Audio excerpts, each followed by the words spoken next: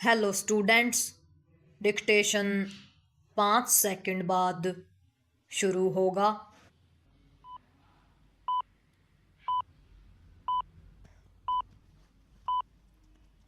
Start.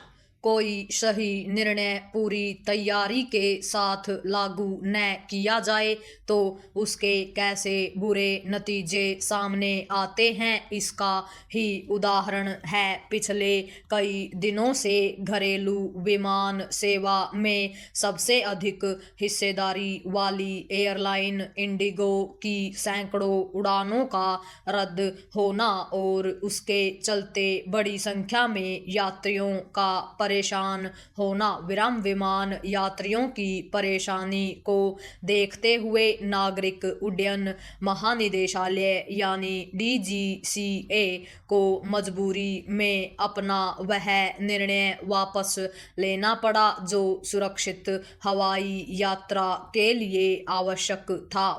इस निर्णय के तहत एक तो पायलटों के लिए साप्ताहिक आराम का समय 36 घंटे से बढ़ाकर 48 घंटे किया गया था और दूसरे रात की लैंडिंग की लिमिट 6 से घटाकर 2 कर दी गई थी।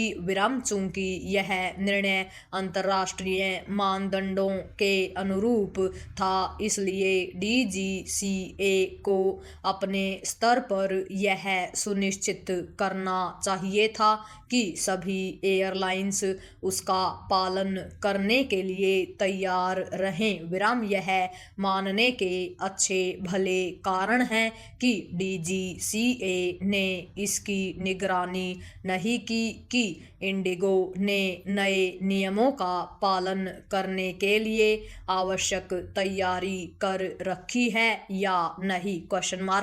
आखिर DGCA को यह क्यों नहीं देखना चाहिए था कि नए नियम लागू होने की स्थिति में इंडिगो के पास अपनी उड़ानों को संचालित करने के लिए पर्याप्त संख्या में पायलट होंगे या नहीं।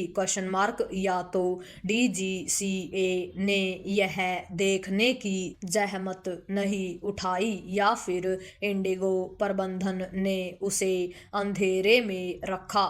वस्तुस्थिति जो भी हो, एक प्रमुख नियामक संस्था का असहाय और अक्षम नजर आना कोई शुभ संकेत नहीं। पैरा हवाई यात्रियों के समक्ष जो संकट पैदा हुआ उसे DGCA के साथ साथ नागरिक उड्डयन मंत्रालय की दक्षता और सजगता पर गंभीर सवाल उठे हैं। आवश्यक केवल यह नहीं कि इन सवालों के जवाब दिए जाएं, बल्कि जो अप्रिय स्थिति बनी उसके लिए जिम्मेदार लोगों को जवाबदेह भी ठहराया जाए। इस सिलसिले में इसकी पड़ताल करनी होगी कि यदि अन्य एयरलाइंस DGCA के नए नियमों का पालन करने में सक्षम रही तो फिर इंडिगो ऐसा क्यों नहीं कर सकी। कहीं इसलिए तो नहीं कि उसका ऐसा करने का इरादा ही नहीं था।